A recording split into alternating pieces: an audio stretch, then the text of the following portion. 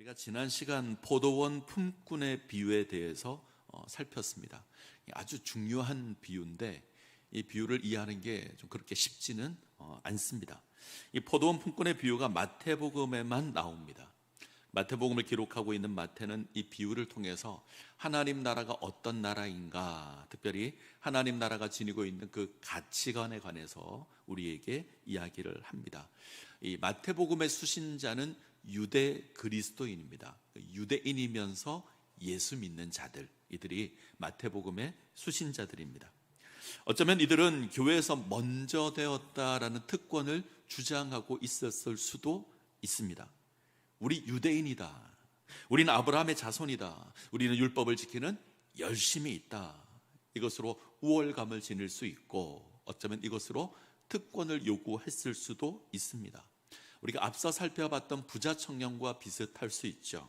자신이 지니고 있는 부유함이 있고 신분이 있고 그리고 열심이 있습니다. 율법을 지키는 열심도 있습니다. 이것을 근거로 어쩌면 더 높은 지위를 요구할 수 있습니다. 그것으로 영생을 구할 수 있다 생각하고 더 높은 자리에 앉을 수 있다, 대접받기를 원합니다. 자, 예수님께서 이것을 무너뜨리시는데 포도원 품꾼의 비유를 통해서 이 기대를 무너뜨리십니다. 포도원 품꾼의 비유의 주제는 분명합니다.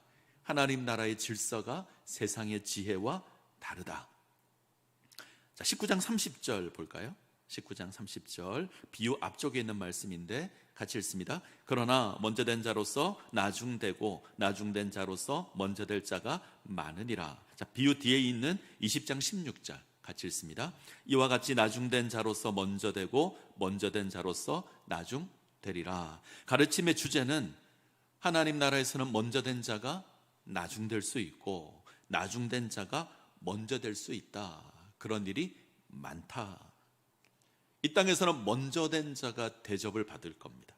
많이 가지고 있는 사람이 대접을 받을 겁니다. 근데 하나님 나라는 그렇지 않을 수 있다. 심지어 반대로 주어질 수도 있다. 이 땅의 가치관과 하나님 나라의 가치관, 이 땅의 기준과 하나님 나라의 기준이 다르기 때문입니다. 만약 우리가 이 땅의 기준을 가지고 이 땅의 가치관을 가지고 하나님 나라를 이해하려고 하면 이해가 되지 않을 겁니다. 자, 비유의 핵심은 품꾼과 포도원 주인의 기준이 다르다는 거죠. 포도원 품꾼의 기준은 보상입니다. 포도원 주인의 기준은 은혜입니다. 은혜가 기준인 주인은 그럴 필요가 없음에도 불구하고 장터로 나가서 놀고 있는 사람들을 고용합니다. 아침 일찍 불러서 일을 시키고 3시에 나가고 6시에 나가고 9시에 나갑니다. 심지어 일을 마감하기 1시간 전에도 나가서 장터에 놀고 있는 사람을 불러서 일을 시킵니다. 긍휼함을 인하여서 일을 해야 될 사람이 일을 하지 않고 생계를 유지해야 될 사람이 그 방법 없는 것을 보고 긍휼히 여겨서 저들을 부릅니다. 그리고 긍휼함을 따라서 한 데나리온씩 줍니다. 하루 종일 일한 사람과 하루 종일 놀다가 1시간만 일한 사람에게 동일하게 대우하는 건 주인의 기준이 은혜이기 때문입니다. 주인은 은혜로 행동합니다. 긍휼히 여겨서 불렀고 긍휼함을 인하여서 대접하는 겁니다. 그런데 보상을 기준으로 하는 품꾼에게는 이게 이해가 안 됩니다. 하루 종일 더위와 싸워가며 일한 자신과 단 1시간만, 하루 종일 놀다가 1시간만 일한 사람이 똑같은 대우를 받는다. 이건 용납이 안 되는 겁니다. 어떻게 1시간 일한 사람과 12시간 일한 사람이 같은 대우를 받을 수 있습니까? 그럴 수 없죠. 때문에 이들이 포도원 주인을 원망합니다. 이들의 마음속에는 대접받지 못했다 혹은 손해를 보았다, 이런 마음이 있을 겁니다. 자, 이때 포도원 주인이 하는 고백이 있죠. 20장 15절 같이 읽습니다. 내 것을 가지고 내 뜻대로 할 것이 아니냐, 내가 선함으로 네가 악하게 보느냐. 땅의 기준에서, 품꾼의 기준에서 주인의 행동은 잘못된 겁니다. 악한 겁니다. 그렇지 않습니까? 우리도 동일한 일을 경험하게 되면 똑같이 생각할 겁니다. 직장에서 하루 종일 놀고 한가하게 신문이나 보고 커피나 마시며 시간을 허비한 사람이 열심히 일한 나와 똑같은 월급을 받는다. 기분 나쁘죠. 정말 기분이 나쁠 겁니다. 우리는 분노하고 화를 낼 겁니다. 불공평한 겁니다. 옳지 못한 겁니다. 결국 주인의 행동을 틀린 것으로 선포합니다. 그런데 은혜를 기준으로 하간 주인의 입장에서는 잘못한 게 없습니다. 우리가 부름받은 하나님의 나라, 은혜의 나라입니다. 죄와 허물로 죽었던 우리를, 죄로 말미암아 하나님과 관계가 단절된 우리를, 하나님을 거역한 원수였던 우리를 하나님께서 긍휼히 여겨서 은혜의 포도원으로 불렀습니다. 포도원은 철저히 은혜의 공간입니다. 이 은혜의 공간이 처음에는 은혜였는데 나중에는 보상으로 바뀐다, 그런 거 없습니다. 처음부터 마지막까지 은혜입니다. 은혜를 기억하지 않으면 이해할 수 없는 나라입니다. 그런데 많은 사람들이 은혜를 생각하지 않고 보상을 생각합니다. 내가 먼저 왔다, 내가 더 많은 자격을 가지고 있다, 내가 더 많이 투자했다, 그것에 대한 보상을 요구합니다. 자격이 있으니 더 많이 받아야 한다라는 겁니다. 기대만큼 주어지지 않으면 이제 원망하고요, 불평합니다. 그 결과가 은혜를 악한 것으로 여기게 되는 겁니다. 주인이 틀렸다고 합니다. 은혜로 행하는 주인이 틀렸다. 은혜를 악한 것으로 치부하고 그 주인을 거역하는 일이 주어집니다. 자, 그렇게 되면 그 사람은 이 은혜의 포도원에서 가장 못한 자가 될 겁니다. 가장 끝에 위치하는 자가 될 겁니다. 자, 기억하셨으면 좋겠습니다. 포도원은 은혜의 공간입니다. 은혜가 우리 삶의 기준입니다. 이때 이 은혜를 인해서 우리 가운데 나타나야 될 삶의 모습이 하나 있는데, 섬김입니다. 하나님 나라에 먼저 왔기에 대접받는 것이 아닙니다. 먼저 왔기 때문에 섬겨야 합니다. 예수님의 십자가의 은혜를 먼저 받았기에 예수님의 섬김의 본을 본받아서 섬김의 삶을 사는 겁니다. 은혜를 먼저 받았기에 은혜로 채워진 삶을 사는 겁니다. 이것이 섬김입니다. 자, 비유를 하나만 더 생각해 봤으면 좋겠습니다. 이 포도원 주인이 결산할 때 누구 삭부터 먼저 주죠? 일찍 와서 일한 사람을 먼저 일당을 줍니까? 아니면 늦게 온 사람부터 일당을 먼저 줍니까? 늦게 온 사람부터 줍니다. 왜 이렇게 했을까? 저라면 먼저 온 사람부터 줬을 겁니다. 먼저 온 사람에게 약속한 일당을 주고 그 사람이 가면 그 다음 사람을 불러서 일당을 주고 보내고, 이렇게 하면 아무 문제가 없을 것 같습니다.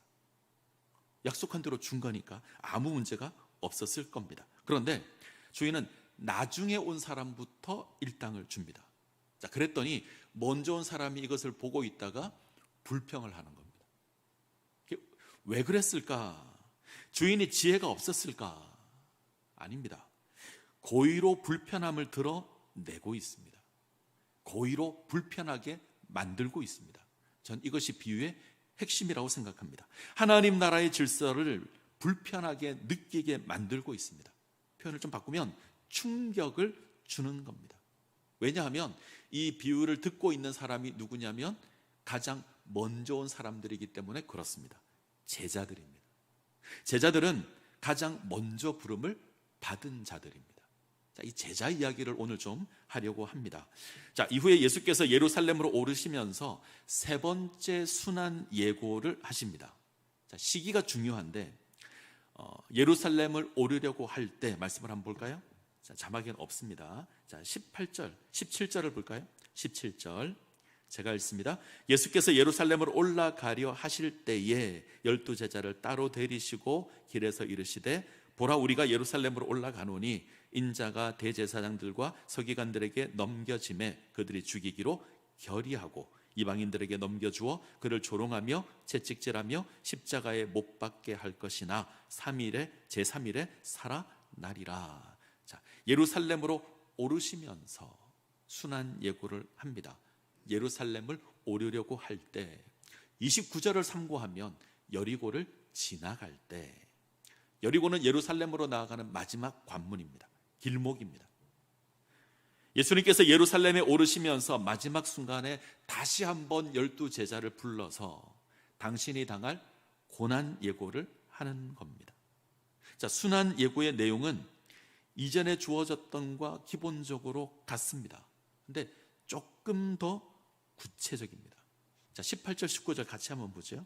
18절 19절 같이 읽겠습니다. 보라, 우리가 예루살렘으로 올라가노니 인자가 대제사장들과 서기관들에게 넘겨짐에 그들이 죽이기로 결의하고 이방인들에게 넘겨주어 그를 조롱하며 채찍질하며 십자가에 못 박게 할 것이나 제3일에 살아나리라. 기본적인 내용은 같습니다. 조금 더 구체적입니다. 대제사장과 서기관들에게 넘겨질 것이고 저들이 죽이기로 결의할 것이고 예수님은 이방인들에게 넘겨져서 능욕을 당하고 채찍질 당하고 십자가에 못 박혀서 죽게 될 겁니다. 그리고 사흘 만에 부활하게 될 겁니다. 자, 이런 순환 예고에는 어떤 영광도 없습니다. 버림당하고 수치당하고 죽임당할 겁니다. 이 땅에 메시아로 오신 예수 그리스도께서 사람들에게 배척당하고 죽임당할 겁니다. 버림당하고 모욕을 받을 겁니다. 왜 그렇게 될까? 왜 그렇게 하실까? 포도원 품꾼의 비유를 기준으로 하면 보상을 기대하는 사람들이 은혜의 주님을 거부하는 겁니다. 죄로 말미암아 죽음 가운데 거하는 인생을 긍휼히 여기시고 구원하기 위해서 은혜의 하나님께서 친히 오셨는데 그 은혜로 모든 사람을 구원하시는데 이 보상이라는 세계에 갇혀 사는 사람들은 그것을 거역하는 겁니다. 하나님이 땅에 오셔서 은혜를 베푸십니다. 그리고 사람들을 부르십니다. 제자를 부르시죠. 문둥병자 부르십니다. 세리를 부르고요. 죄를 지은 여인도 부르십니다. 그런데 보상이라는 원리를 지니고 있는 이 세상에 속한 인생은 이 예수님의 모습이 이해가 안 됩니다. 그래서 거부합니다. 십자가에 못 박아버립니다. 그런데 성경은 예수님께서 십자가를 통해서 하나님의 나라를 이루어 가신다. 예수님의 십자가를 하나님께서 베푸시는 은혜이며 심지어 은혜로 주어지는 가장 큰 섬김으로 고백합니다. 십자가의 죽음으로 예수께서는 은혜의 나라로 사람들을 부르십니다. 예수님께서 이 순환 예고를 계속 하십니다. 오늘 본문의 순환 예고가 세 번째 순환 예고입니다. 이처럼 반복하는 건 제자들에게 따라오라는 겁니다. 가장 먼저 부름받은 제자들을 향해서 기대와 보상의 자리가 아니라 낮아짐과 섬김의 자리 가운데 세워지라는 겁니다. 나를 쫓아오라는 겁니다.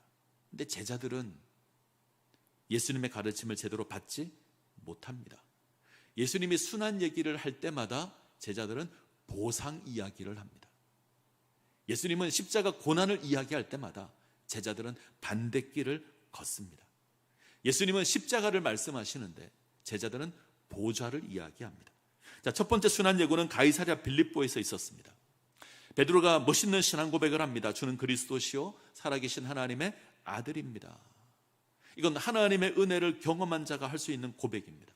그래서 예수님께서 순환 예고를 하시죠. 그래서 베드로가 예수님을 가로막습니다. 예루살렘에서 고난당하는 일은 결단코 일어날 수 없다 선언합니다. 심지어 예수를 붙들고 항변하는데 항변했다는 말은 꾸짖었단 말입니다. 베드로가 예수님을 꾸짖습니다. 두 번째 순환 예고는 갈릴리 지역에서 있었습니다. 예수님께서 고난당할 걸 이야기하자 제자들이 근심합니다. 그리고 이들이 예수님께 나와서 묻습니다. 천국에서 누가 큽니까? 예수님은 십자가 이야기하는데 제자들은 누가 큰가 이야기합니다. 세 번째 순환 예고가 오늘 본문입니다. 예수님이 예루살렘을 오르는 도중에 다시 순환 예고를 하십니다. 훨씬 더 구체적으로 합니다. 그런데 제자들은 훨씬 더 노골적으로 보상을 이야기합니다. 자, 20절 같이 읽겠습니다. 그때에 세베대의 아들의 어머니가 그 아들들을 데리고 예수께 와서 절하며 무엇을 구하니. 자, 그때에 언제죠? 예수께서 예루살렘에서 고난당할 걸 말씀하실 그때에 세베대의 아들 야고보와 요한이 어머니와 함께 예수께 옵니다. 자, 21절 22절 21절 22절 같이 읽겠습니다. 예수께서 이르시되 무엇을 원하느냐 이르되 나의 이 두 아들을 주의 나라에서 하나는 주의 우편에 하나는 주의 좌편에 앉게 명하소서. 예수께서 대답하여 이르시되 너희는 너희가 구하는 것을 알지 못하는도다. 내가 마시려는 잔을 너희가 마실 수 있느냐? 그들이 말하되 할 수 있나이다. 자, 이 여인이 두 아들과 함께 예수님께로 옵니다. 예수님께서 묻습니다. 뭘 원하느냐? 부자 청년과 비슷하죠? 그러자 여인은 예수님께서 주의 나라에 임할 때에, 주의 나라가 임할 때에 당신이 영광의 왕이 될 때에 두 아들 가운데 하나는 당신의 오른쪽, 하나는 당신의 왼쪽에 앉혀 주십시오. 하나는 영의정, 하나는 우의정 시켜 주십시오. 한마디로 특혜를 달라는 겁니다. 굉장히 흥미롭습니다. 예수님께서는 죽을 것 이야기하는데 이들은 얻을 것을 찾습니다. 예수님은 십자가 고난을 이야기하는데 이들은 보좌를 이야기합니다. 예수님은 낮아지겠다 말씀하시는데 이들은 높아지겠다고 합니다. 함께 예루살렘을 향하고 있고 함께 예루살렘을 향해서 걷고 있는데 바라보는 것이 다릅니다. 우리가 하나님 나라로 부름을 입었습니다. 은혜의 나라로 부름을 입었습니다. 이 나라에서 우리는 예배를 드리고 봉사를 하고 교회를 섬깁니다. 근데 우리가 보상이라는 것으로 신앙생활을 하고 있다면 이들과 같은 겁니다. 여인과 같고 야고보와 요한과 같습니다. 예수님 가까이에서 신앙생활 하지만, 그래서 함께 걷지만 어쩌면 다른 것 바라보고 있을 수 있습니다.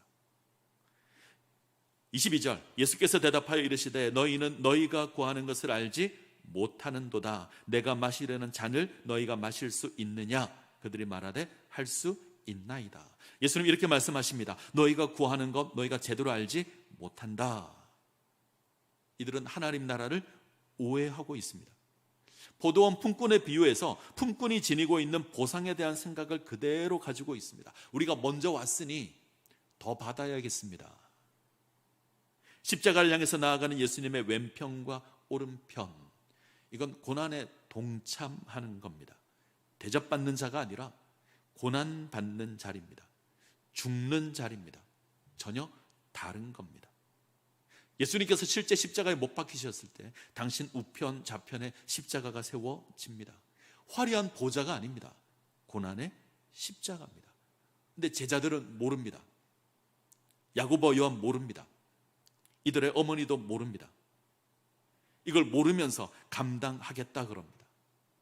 답답합니다. 제가 예수님이라면 정말 답답했을 겁니다. 예수님은 끊임없이 십자가 이야기하는데 제자들은 끊임없이 보상을 이야기합니다. 자, 더 흥미로운 것은 이들의 모습에, 야고보와 요한과 그의 어머니의 모습에 다른 제자들이 흥분합니다. 자, 24절 볼까요? 열 제자가 듣고 그 두 형제에 대하여 분히 여기거늘. 나머지 제자들이 야고보와 요한의 모습에 분노합니다. 왜 분노하죠? 똑같은 생각했습니다. 그런데 선수를 뺏겼습니다. 이들도 하나님 나라가 임할 때 뭔가 주어질 보상을 찾고 있습니다. 그런데 야고보와 요한이 어머니까지 동원해서 먼저 선수를 친 겁니다. 그래서 분해합니다. 제자들은 변하지 않습니다. 예수님은 계속해서 반복해서 십자가 말씀하시는데 제자들은 변하지 않습니다. 왜 그럴까? 이들은 예수님의 말씀을 듣지 못한 것일까? 아니면 들었는데 모른 척 하는 것일까? 아니면 못 알아들은 것일까? 기본적인 사고가 굳어서 그렇습니다. 사람이 생각이 굳어버리면 어떤 이야기를 들어도 변하지 않습니다. 나의 생각과 나의 기대에 예수님의 말씀을 끼워 맞추지 예수님의 말씀에 내 삶을 바꾸지 않습니다. 이들은 철저하게 보상이라는 것으로 해석합니다. 제자들은 예루살렘으로 나아가는 이 여행이 영광으로 주어질 것을 기대합니다. 예수님 고난 이야기 하시는데, 죽음 이야기 하시는데, 그건 영광의 나라를 세우는 일에 있어서 감당해야 될 일종의 어려움이라고 생각합니다. 조금의 어려움은 있겠지만 결국은 이길 것이고, 그리고 해피엔딩이 주어질 거다.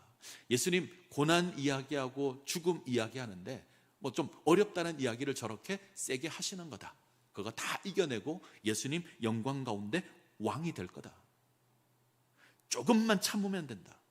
어려움도 있고 반대도 있겠지만 참고 견디면 좋은 날이 올 것이다. 그리고 우리에게 보상이 주어질 거다. 고진감래라는 말이 있죠. 고생 끝에 즐거움이 온다. 제자들은 이런 기대를 가지고 있습니다. 예수 따라가면 고난 있겠지만 좋은 날 주어질 거다. 예수님 모든 거 이기고 왕이 될 거다. 그러면 우리도 영광 받을 거다. 이런 기대와 함께 꿈을 꿉니다. 자, 우리는 예수님의 십자가를 이해할 때 확인해야 할 것이 하나 있습니다. 십자가는 행복한 결론을 얻기 위해서 지녀야 될 방편이나 수단이 아닙니다. 행복으로 나아가기 위해서 감당해야 될 어떤 방법이 아닙니다. 오해 안 하셔야 됩니다. 우리는 진지하게 물어야 합니다. 예수님의 십자가가 수단일까? 목적일까? 과정일까? 결론일까? 확인해야 합니다. 우리를 구원하기 위한 과정이나 방법으로 보이는가? 아니면 그것이 우리가 지녀야 될 신앙의 목표인가? 확인하는 방법이 있습니다. 빼버려서 아무 문제가 없으면 방법입니다. 없어도 상관없으면 그건 수단이나 방법입니다. 자, 물어보십시오. 예수님의 십자가 없이 우리가 구원받을 수 있습니까? 없잖아요. 이건 뺄 수 있는 게 아닙니다. 수단이나 방법이 아닙니다. 목적입니다. 예수님께서 이 일을 위해서 이 땅에 오셨습니다. 십자가 지기 위해서 오셨습니다. 이것으로 은혜를 성취합니다. 우리는 십자가 빼고 구원을 이야기할 수 없습니다. 오늘 많은 사람들이 십자가를 빼고 예수를 믿으려고 합니다. 십자가 없이, 십자가를 지지 않고 예수를 따르려고 합니다. 그거 복음이 아닙니다. 조심하셔야 합니다. 우리는 많은 부분들에서 제자들처럼 생각합니다. 예수로 말미암아 이 땅에서 잘되고 형통한 삶을 살 것을 기대합니다. 이러한 기대 한편에는 고난이 주어지더라도 참고 견디면 축복을 받을 거다. 심지어 예수께서 고난당하고 죽으시지만 부활하지 않았냐, 영광을 얻지 않았냐, 이것으로 정당하게 생각합니다. 자, 십자가와 부활이 복음입니다. 십자가와 부활은 이 땅의 질서를 뒤집는 겁니다. 세상의 질서를 뒤집고 세상의 가치를 뒤집는 겁니다. 여기서 십자가를 빼시면 안 됩니다. 보상이라는 원리로 나의 유익을 구하는 이 세상에서 하나님의 은혜를 선포하는 것이 십자가입니다. 특별히 십자가는 예수님의 섬김이 가장 선명하게 드러나는 겁니다. 내가 예수 믿는다, 내가 예수 따른다, 나도 십자가를 지겠다. 그때 우리가 하나님의 은혜를 누릴 수 있습니다. 지금 제자들은 예수를 쫓고 있지만 그 쫓음에 있어서 온전하지 못합니다. 이들은 포도원에 들어와 있지만 포도원의 가치관과 다른 가치관을 가지고 있습니다. 때문에 예수를 제대로 깨닫지 못하고 예수를 제대로 쫓지도 못하고 예수님과 어긋난 길을 어긋나게 걷는 겁니다. 자, 이러한 제자들에게 이런 예수님의 가르침이 25절 이하인데, 자, 25절부터 28절까지 자, 교독하겠습니다. 25절부터 28절까지. 25절 제가 먼저 읽습니다. 예수께서 제자들을 불러다가 이르시되 이방인의 집권자들이 그들을 임의로 주관하고 그 고관들이 그들에게 권세를 부리는 줄을 너희가 알거니와.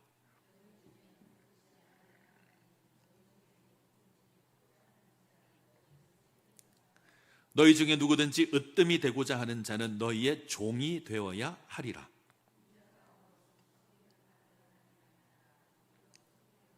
자기 목숨을 많은 사람의 대속물로 주려 함이니라. 자, 잘 보시면 하나님의 나라, 세상의 나라 비교됩니다. 대조됩니다. 세상의 나라, 높아지는 나라입니다. 높아져서 권세를 가지고 사람을 억누르고 사람을 부리는 나라. 이것으로 섬김 받는 나라, 세상 나라입니다. 하나님의 나라, 낮아지는 나라입니다. 종이 되는 나라입니다. 다른 사람을 섬기는 나라이고 자기를 내어주는 나라입니다.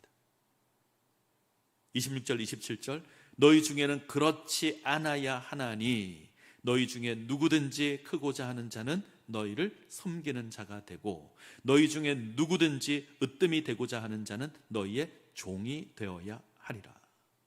너희 중에는 그렇지 않아야 하나니, 기억하십시오. 우리는 그렇지 않아야 합니다. 우리는 세상을 살고 있지만 세상 사람들과 달라야 합니다. 우리는 그렇지 않아야 합니다. 자기를 높이려는 세상과 달라야 합니다. 자기를 높이려는 이 세상과 우리는 달라야 합니다. 세상은 얼마나 높아지는가 하는 것이 기준이지만 하나님의 나라는 얼마나 낮아지는가 하는 것이 기준입니다. 그래서 달라야 합니다. 너희 중에는 그렇지 않아야 하나니. 우리 모습이 세상의 권세자들과 달라야 합니다. 크고자 하는 자는 섬기는 자가 되어야 하고요, 으뜸이 되고자 하면 종이 되어야 합니다. 하나님의 나라는 낮아질수록 가치가 있는 나라입니다. 자, 제자들, 먼저 된 자들입니다. 이들은 예수 그리스도를 따르는 제자이고 가장 먼저 부름을 입은 자들입니다. 먼저 된 것이 높아짐의 이유가 될 수 없습니다. 먼저 되었기에 더 낮은 자리에 서야 합니다. 자, 지난주에도 말씀드렸는데 보상이 아니라는 것을 인하여서 나중에 온 자를 부러워하시면 안 됩니다. 하루 종일 놀고 1시간만 일했는데 똑같은 보상을 받았다. 저 사람이 부럽다. 이 세상에서 마음껏 놀다가 죽기 직전에 예수를 믿으면 제일 좋은 거 아니냐, 이러시면 안 됩니다. 지난 시간에 제가 화재 이야기를 했는데 불이 났는데 소방관에 의해서 가장 먼저 구출된 사람과 제일 마지막에 무너지기 직전에 구출된 사람, 누가 더 복을 받은 거죠? 먼저 구출된 사람. 그죠? 먼저 구출된 사람이 복을 받은 겁니다. 자, 먼저 구원받은 사람이 지녀야 될 자세가 있습니다. 먼저 구출받았기에 다른 사람 구원하는 일에 참여해야 합니다. 내가 구원받은 것에 대한 감사로 다른 사람을 섬기는 겁니다. 이것이 먼저 부름받은 사람의 권세입니다. 이것이 하나님 나라의 가치입니다. 이 나라가 섬김으로 세워졌기 때문에 그렇습니다. 자, 28절을 보죠. 28절 우리가 잘 압니다. 같이 읽습니다. 인자가 온 것은 섬김을 받으려 함이 아니라 도리어 섬기려 하고 자기 목숨을 많은 사람의 대속물로 주려 함이니라. 하나님 나라에 대한 예수님의 가르침, 이 위대한 선언으로, 이 위대한 교훈으로 마무리됩니다. 예수님 섬김 받기 위해서 이 땅에 오시지 않았습니다. 섬기기 위해서 오셨습니다. 섬김으로 하나님 나라의 백성을 부르셨습니다. 대속물이라는 말이 있는데 전쟁의 포로나 노예들이 자유를 얻는 대가로 지불하는 것을 대속물이라고 합니다. 예수님께서 대속물이 되기 위해서 이 땅에 오셨습니다.